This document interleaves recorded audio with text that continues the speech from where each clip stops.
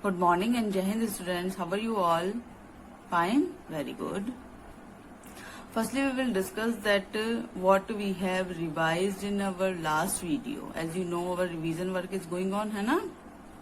So, in our last video, we have revised the topics that are what is democracy, its categories, its types, Karachi resolution, drafting of Constituent Assembly and Panchayati Raj. After that, we also found some questions which was very short type and multiple choice type questions. And if we are talking about the descriptive type questions, you can learn it from your NCERT books. Okay.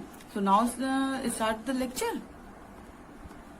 Today we will continue the same chapter.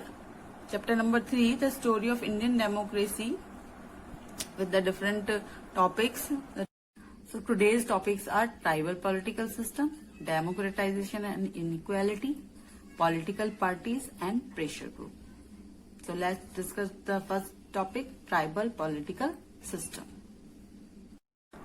This is your NCERT book, page number 49. 73 amendment act के through जब ये declare हो गया था कि जो पंचायती राज system है वो पूरे कंट्री में लागू कर दिया जाए, तो अ large chunk of tribal areas lie outside the provisions of the 73 amendment. Why? Because many tribal areas have had a rich tradition of grassroots democratic functioning. We give an illustrative example from Meghalaya. All the three major ethnic tribal groups, namely the Khasi, Jaintiyas and the Garos, have their own traditional political institutions that have existed for hundreds of years. 73 amendment act के through ये declare हो गया कि पंचायती राज system पूरे India में लागू होना है, लेकिन फिर भी एक बड़ा एरिया जो ट्राइबल सोसाइटी का था उसको इस एक्ट से फ्री किया गया या छोड़ दिया गया. क्यों? क्योंकि जो ये ट्राइबल एरिया है जो मेघालय में रहते हैं उनका अपना ही एक डेमोक्रेटिक फंक्शन है ना, जो कि हजारों साल से चलता हुआ आ रहा है और एक वेल वर्किंग फंक्शन है वो, है ना. जैसे कि खासी, जैंतिया और गारो, है ना, ये जो जनजातियां हैं, इन जनजातियों के नाम है खासी, जैंतिया और गारो. ये ऐसी जनजातियां हैं जिनका जो पॉलिटिकल सिस्टम है वो काफी वेल डेवलप्ड था, है ना, और हजारों सालों से चलता आ रहा है. These political institutions were fairly well developed and functioned at various tiers. Various tiers जैसे कि पंचायती राज सिस्टम में 3 tier सिस्टम है ना, इसी तरीके से इनके भी various tiers हैं, जिसमें कि इन्होंने कुछ बताया such as village level, clan level and state level, है ना. ये सब अंडरलाइन कर लीजिए क्योंकि ये शॉर्ट क्वेश्चंस में आ सकते हैं. ठीक है. For instance, the traditional political system of the Khasi, each clan had its own council known as the Darbar Kur, which was presided over the clan head. और इसी तरीके से इनकी भी अपनी काउंसिल होती है जैसे पंचायत में होती है, और उसका भी जो किसके नाम से जानी जाती है, दरबार कुर. दरबार इनको अंडरलाइन कर लीजिए, है ना. Which was president over clan head, और जिसका हेड कौन होता है, जो क्लेन हेड होता है. Though there is a long tradition of grass root political institution in Meghalaya, a large chunk of tribal areas lie outside the provisions of 73 amendment. ठीक है.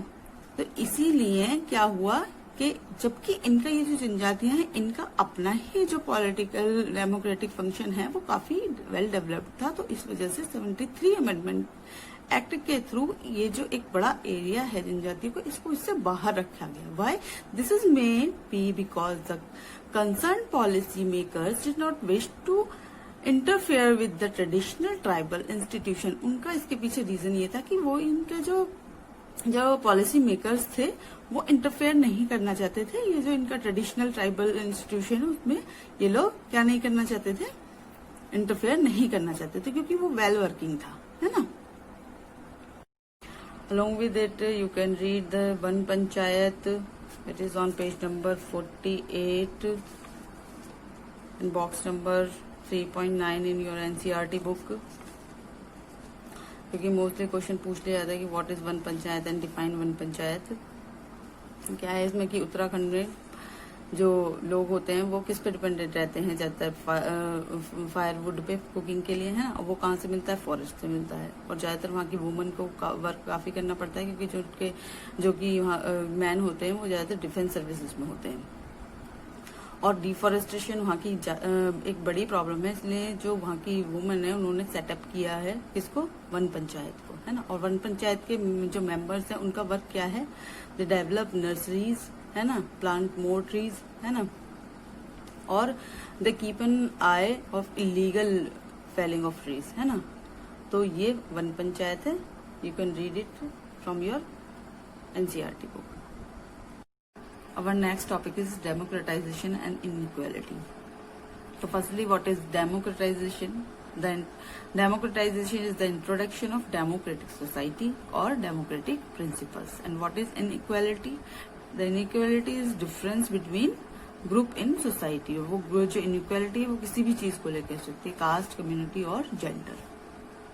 और ये लेकिन ये जो डेमोक्रेटाइजेशन और इनइक्वालिटी को हम रीड करी किस संदर्भ में हम इसको यहाँ पे पढ़ रहे हैं, ये इस जो पावर का जो डिसेंट्रलाइजेशन किया गया और उसको पंचायती राज के थ्रू विलेज लेवल तक, लोकल लेवल तक पहुंचा दिया गया पावर को, तो क्या उसका वहाँ जो ये डेमोक्रेसी है वो आ तो गई है, लेकिन क्या उसका वो उस तरीके से, जिस तरीके से मतलब यूज होना चाहिए, क्या उस तरीके से हो रहा है? क्या इनइक्वालिटी खत्म हो गई है?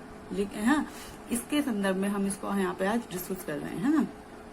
तो क्या है कि हमारे कंट्री में एक इतिहास रहा है किस चीज का, इनइक्वालिटी का, जो कि किस पे बेस्ड है, कास्ट, कम्युनिटी और जेंडर।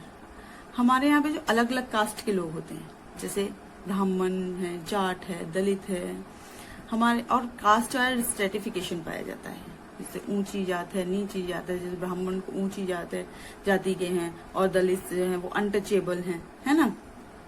बल्कि हमारे यहाँ पे तो जो पर्टिकुलर जो विलेज, लेकिन ये विलेज में जो विलेज एरियाज है वहां पर जो कास्ट सिस्टम है वो वहां पे ज्यादा डेवलप्ड है। अर्बन एरियाज में जो कास्ट सिस्टम है वो थोड़ा कम है, क्योंकि अर्बन एरियाज में ज्यादा जबकि अब फ्लैट सिस्टम हो गया है वहां पे, तो मोस्टली एक दूसरे को लोग कम ही जानते हैं, है ना।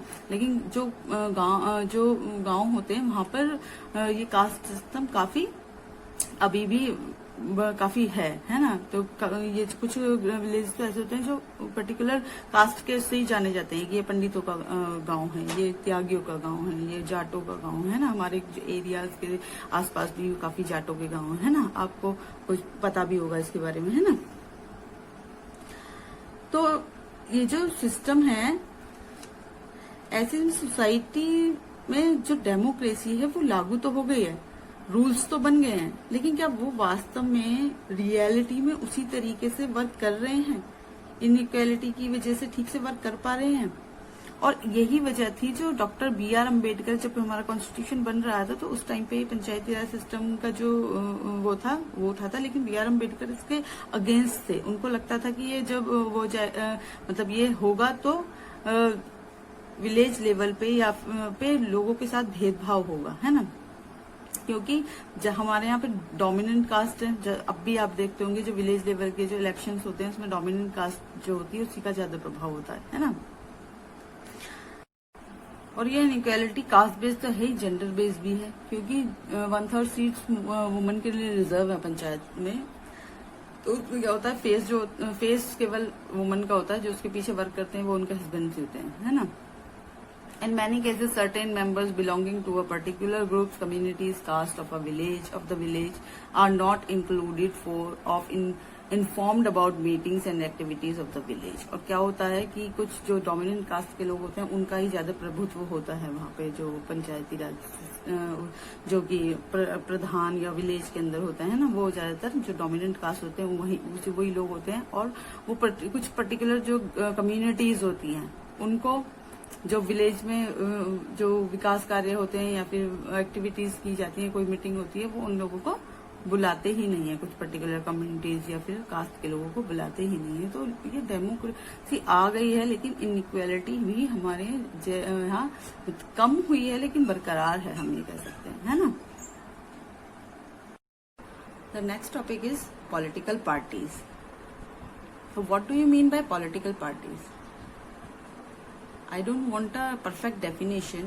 I just ask what is political party according to you, या फिर किस तरीके के चेंजेस इस सिनेरियो में आपके अकॉर्डिंग पॉलिटिकल पार्टीज को करने चाहिए, है ना। अपने जो उनका एजेंडा है लेके, या फिर जो भी एक कैरेक्टरिस्टिक्स होती हैं पॉलिटिकल पार्टी की, उसमें क्या चेंजेस आपके अकॉर्डिंग होने चाहिए।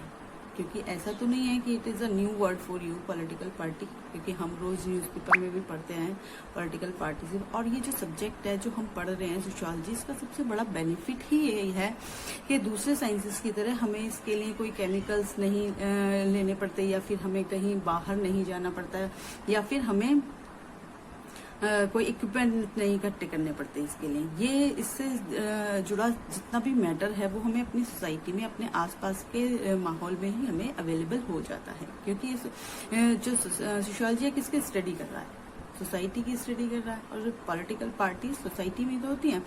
तो ये और ये जो सिनेरियो है हमारा सोशल मीडिया वाला, इसमें तो कोई ना कोई हर व्यक्ति या किसी न किसी पॉलिटिकल पार्टी को एडमायर कर ही रहा है। और हमारा जो कंट्री है इंडिया, उसमें तो मल्टीपल पॉलिटिकल पार्टी सिस्टम है।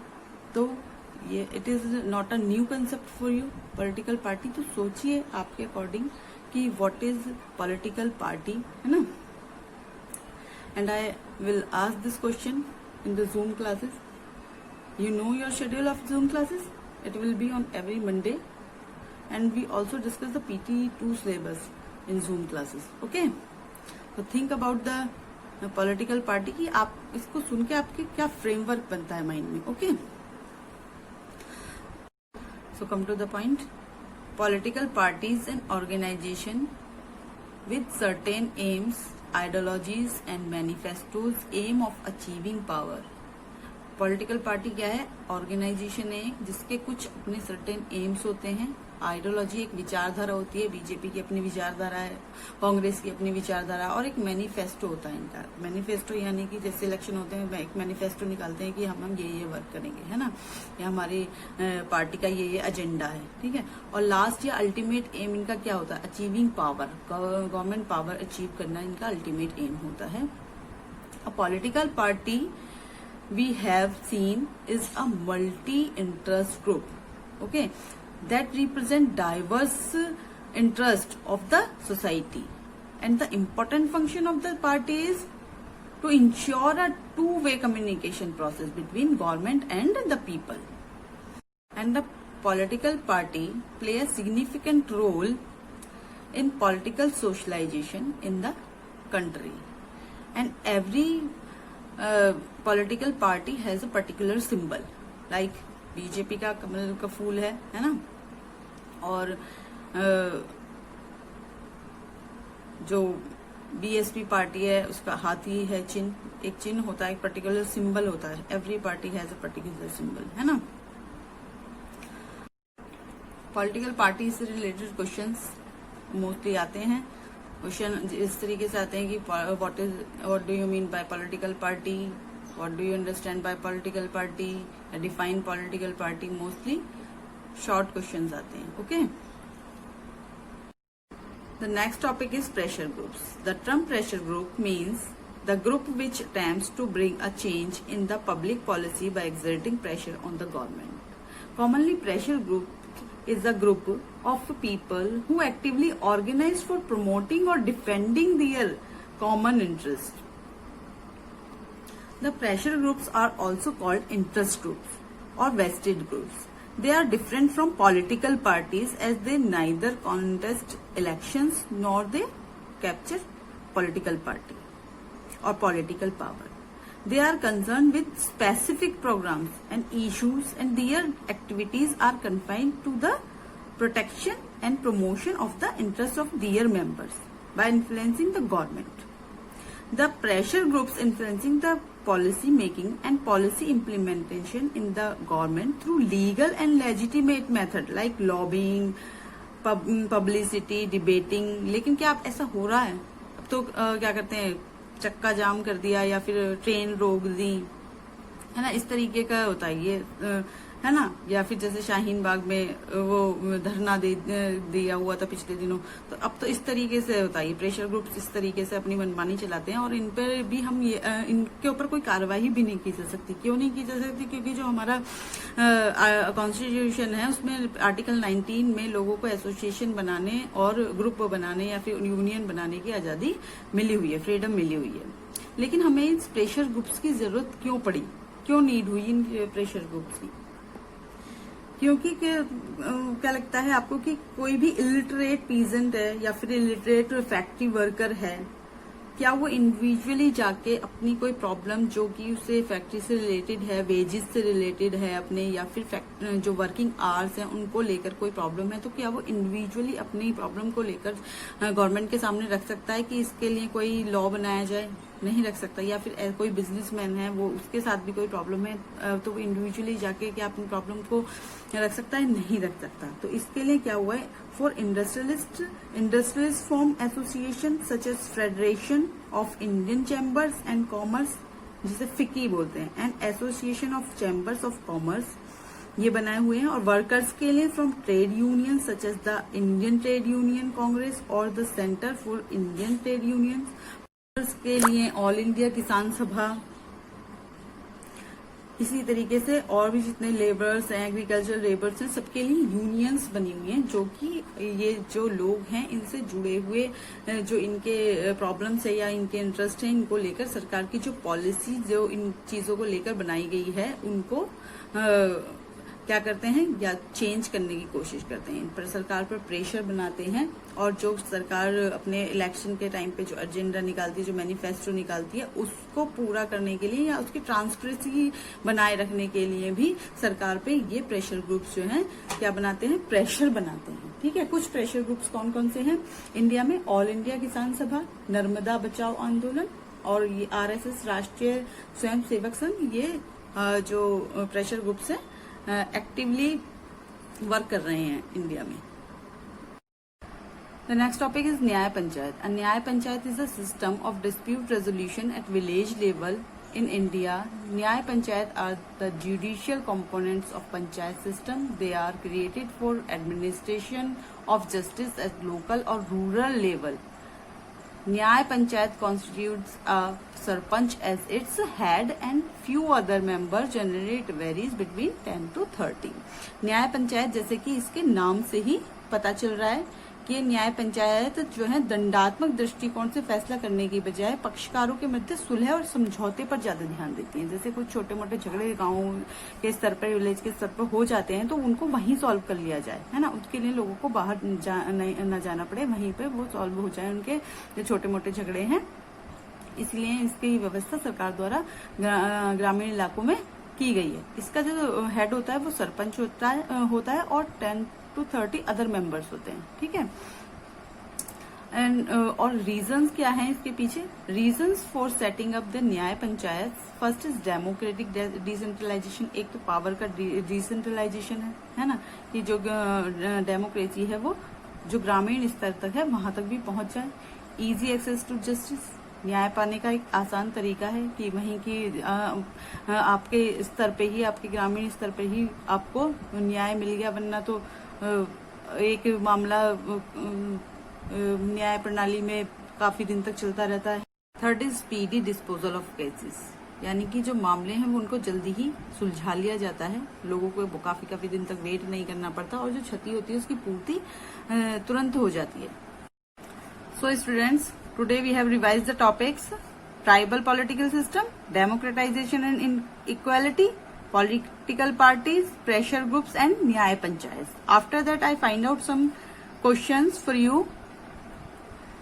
First is, in which state Garo, Khasi and Jaintia tribes are located? In which state? Assam, Meghalaya, Madhya Pradesh, none of these. Answer is Meghalaya. Which one of the following is considered the best form of government? Democracy, dictatorship, monarchy, military rule. Answer is democracy.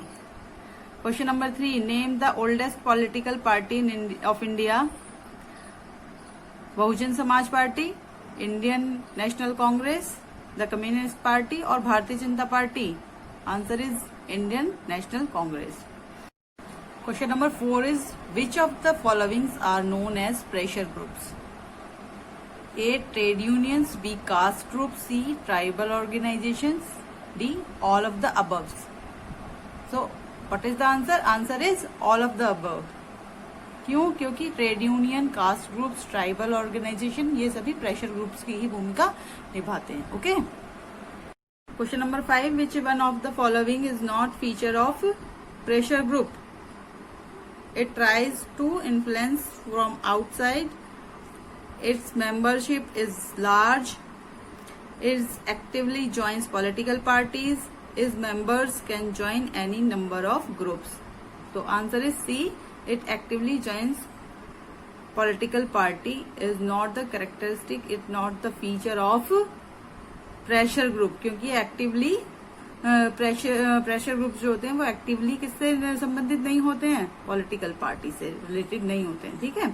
In India we have multiple party system, bi party system, single party system और no party system.